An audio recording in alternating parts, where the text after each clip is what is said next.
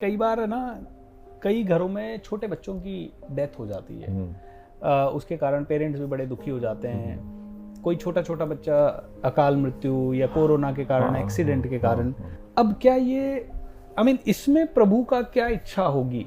इसमें क्या क्या रीजन रहा कि वो बच्चा इतना जल्दी चला जाए? अभी एक्सप्लेन कर देता हूँ, बताऊंगा तो आप तो हिल जाओगे। वो जानना है मुझे, क्यूरियस हूँ क्योंकि ये सवाल आते हैं। हाँ बिल्कुल प्रभु जी, बड़ा सिंपल आंसर है इसका जी। पता है, वो बच्चे जो जल्दी मर जाते हैं,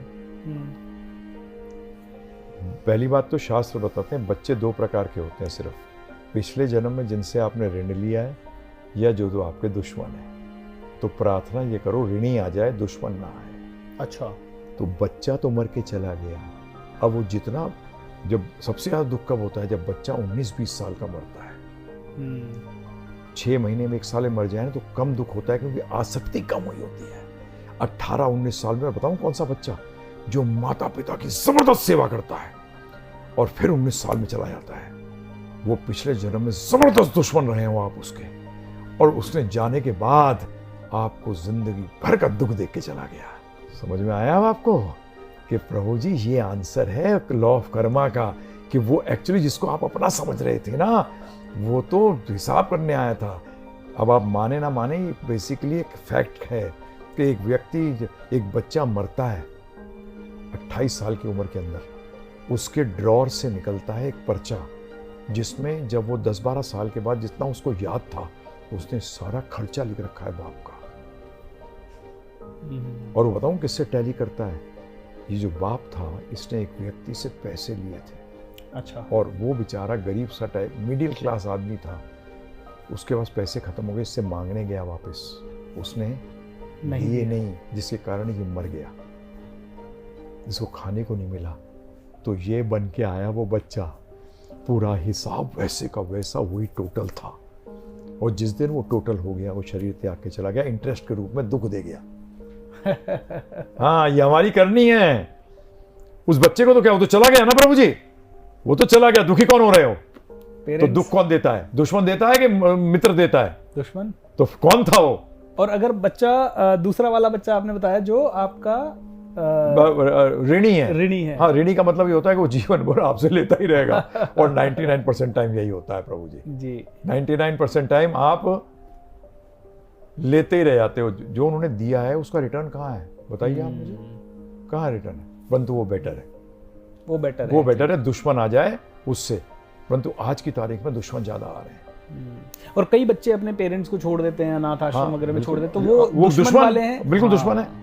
ऋणी भी है, दुश्मन भी है, दोनों का कंबाइन कॉम्बिनेशन है। ऋण लिया, सारा निकाल लिया, फिर पटक दिया ले आके।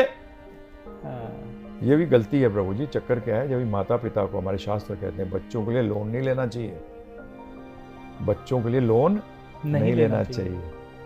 वो लायक होगा तो अपने आप पढ़ेगा, जाएगा आगे। हम लोग बेवकूफ़ी करते हैं। तो प्रभु जी आजकल ये होता है कि कुछ लोग 80% लोग, 70% लोग, थोड़ा सा दान दे दिया, मेरे तो कर्मा शुद्ध हो गए, मैं मंदिर जाके सुबह शाम आ गया, मेरे कर्मा शुद्ध हो गए, मैं तो अच्छा हूँ, वो ही बुरा है। वो दिन रात बुरा सोचता है, लेकिन माइंड में कईयों के बहुत बुराई चलती होती है। फेस वैल्यू पे सब अच्छे हैं। तो ऐसे लोगों का क्या होता है जिनके विचार काफी बुरे होते हैं लेकिन दिखावा में सब सात्विक है? प्रभु जी दिखावा तो दिखावा ही है।